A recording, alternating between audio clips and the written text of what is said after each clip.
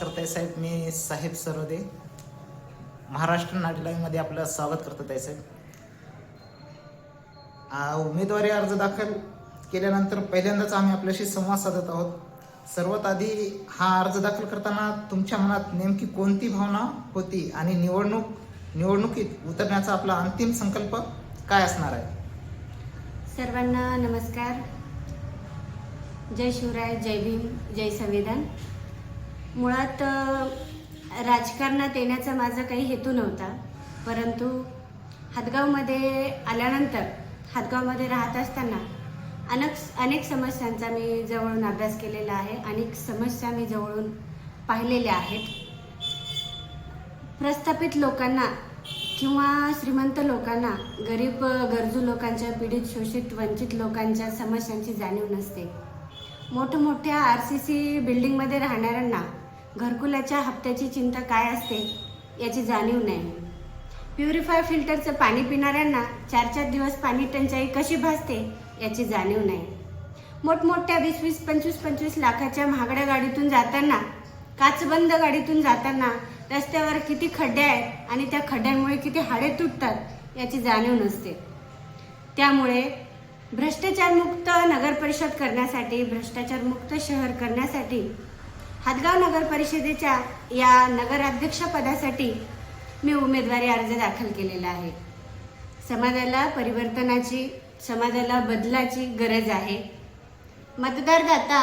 मतदाता हा आता सुशिक्षित झालेला आहे. त्याला त्याच्या मताधिकाराचा, त्याच्या मतदानाचा पुरेपूर असा उपयोग कसा करावा याची जाणीव झालेली आहे.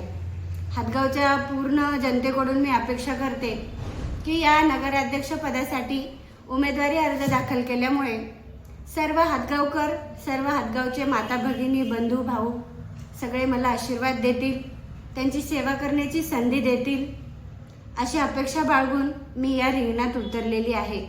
माझी स्पर्धा लोकांशी नाही किंवा प्रस्थापित लोकांशी मी स्पर्धा करण्यासाठी किंवा त्यांच्या पुढे जाण्यासाठी या राजकीय क्षेत्रात उतरले नाही.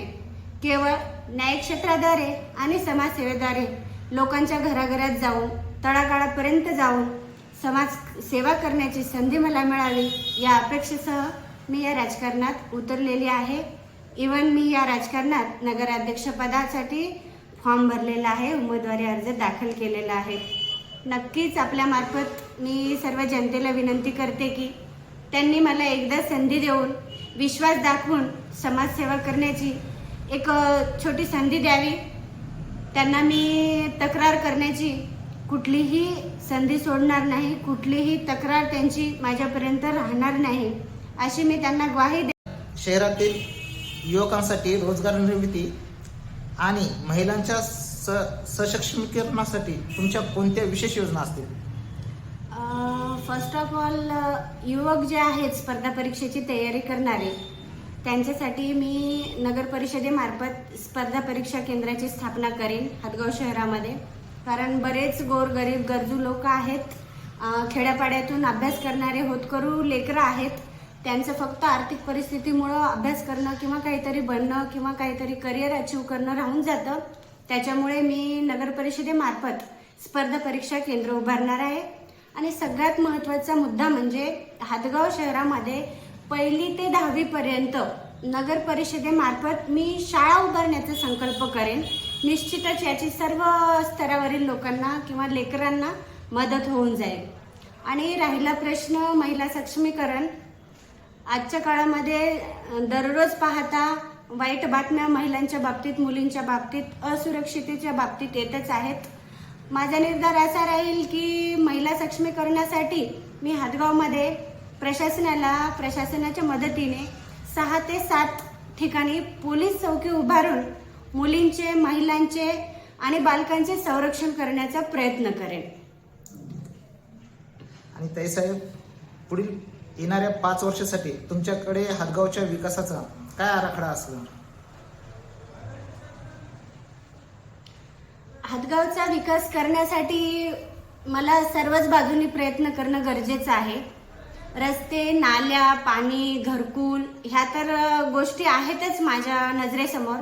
त्या व्यतिरिक्त मी एखादं कुटुंब सर्व कुटुंबातील सदस्य सुखी जीवन जगावे यासाठी नगर परिषदेमार्फत 5,000 रुपये प्रति महिना मी वितरित करेन. अशा माझ्या आर्थिक मदतीने महिलांना एक सक्षमीकरणाचं पाठबळ मिळेल. दुसरा मुद्दा म्हणजे घरकुलाच्या निधीमध्ये मी वाढीव रक्कम मिळवून देण्याचा प्रयत्न करेल.